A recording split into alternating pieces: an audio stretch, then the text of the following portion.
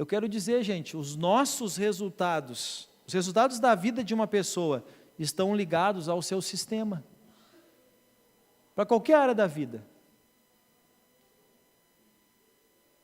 E com respeito à vida espiritual, com respeito à graça, à bênção de Deus, está ligado ao nosso sistema de fé. Lá em Jeremias 2, 13 e 14,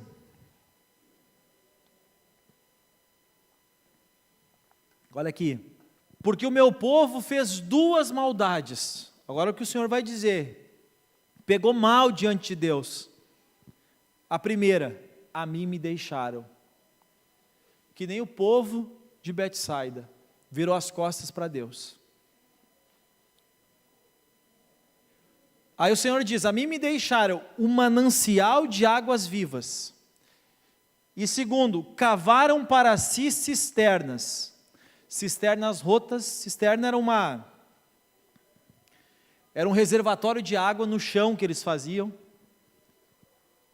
E aí o Senhor fala, uma cisterna rota, rachada, que a água não parava dentro, que não retém as águas. Aí o Senhor faz uma pergunta para esse povo, acaso Israel é servo? Olha que interessante, eu estou ensinando, gente, nós temos que aprender o povo de Deus. Quem aqui é povo de Deus? Amém? Amém ou não amém? Que fraqueza. Nós temos que aprender a ler a Bíblia. Aqui já tem um trocadilho interessante. Acaso Israel é servo?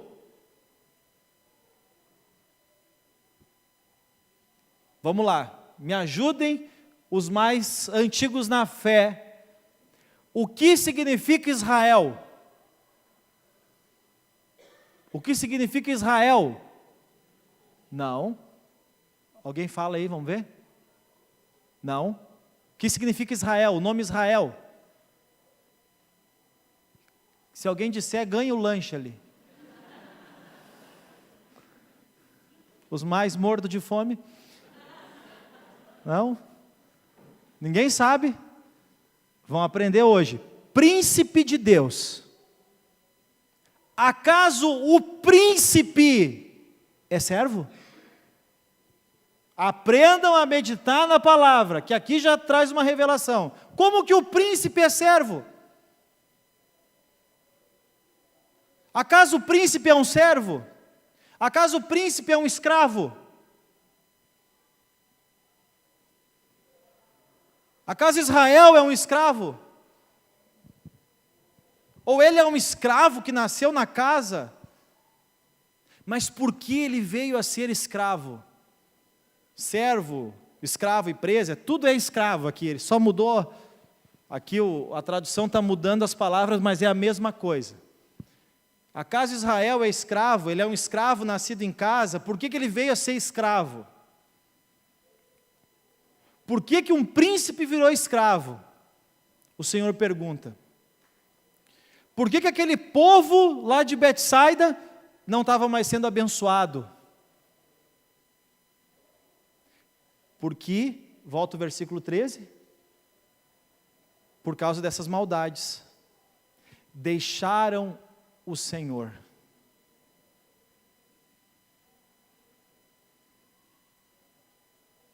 O manancial de águas vivas, e cavaram para si cisternas rotas que não retêm águas. Tem um texto que diz, eu acho que é João 7:38 ou 8:37. Quem crê em mim, como diz a Escritura, do seu interior, correrão o quê? O que o Senhor diz? Me deixaram o manancial de águas vivas. O que é que gera dentro de nós um rio de águas vivas? O crer na Escritura. Crer no Senhor, não como eu quero, não como dogmas.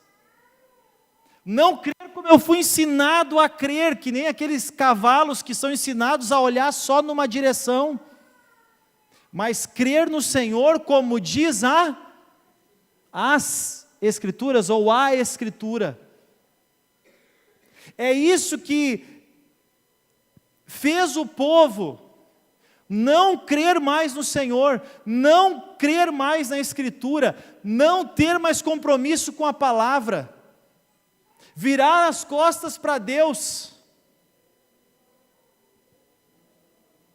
Como disse lá Jesus, não há como servir a dois senhores. Isso levou um príncipe a se tornar o quê?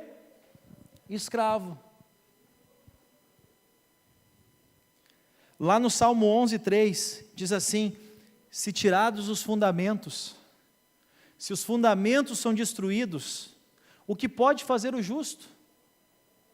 Que fundamentos nós estamos falando? Os fundamentos da fé. Gente, existem coisas básicas que não podem mudar. Tem coisas básicas que têm que ser constantes. Os nossos princípios, valores, a palavra, o sangue de Jesus, o amor ao próximo, o se doar, o abençoar, o servir, o dar, o perdoar. Amém?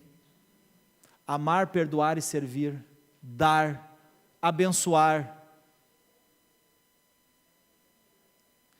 Amor a Deus sobre todas as princípios básicos do cristianismo. Isso tem que ser constante na nossa vida. Constante, permanente. Não importa o quanto Deus nos abençoe, o quanto a nossa vida cresça, o quanto os compromissos aumentem, nós nunca podemos ignorar os fundamentos da nossa fé. Tem outras coisas que são variáveis, mas os fundamentos da fé, que é honrar a Deus, amar o próximo, valorizar a igreja, nós nunca podemos deixar para trás. Amar, perdoar, servir, o sangue de Jesus, a palavra de Deus, o adorar a Deus.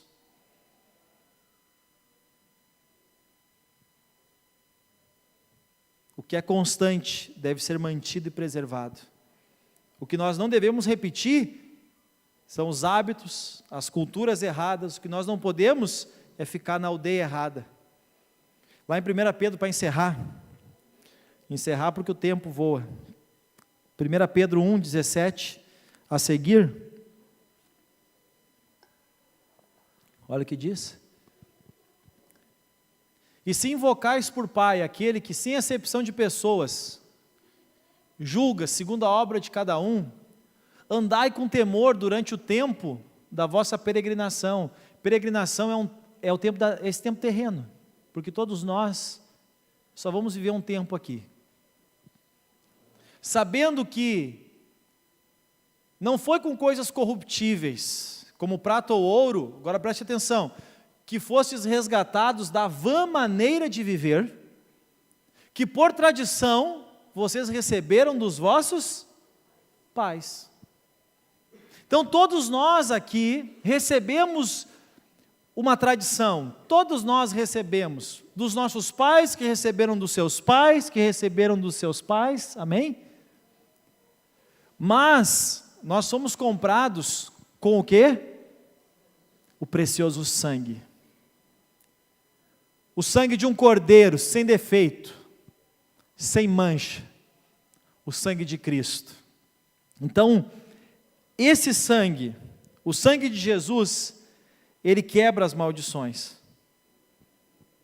O sangue de Jesus quebra as maldições. O sangue de Jesus, ele foi derramado na cruz para me trazer a salvação.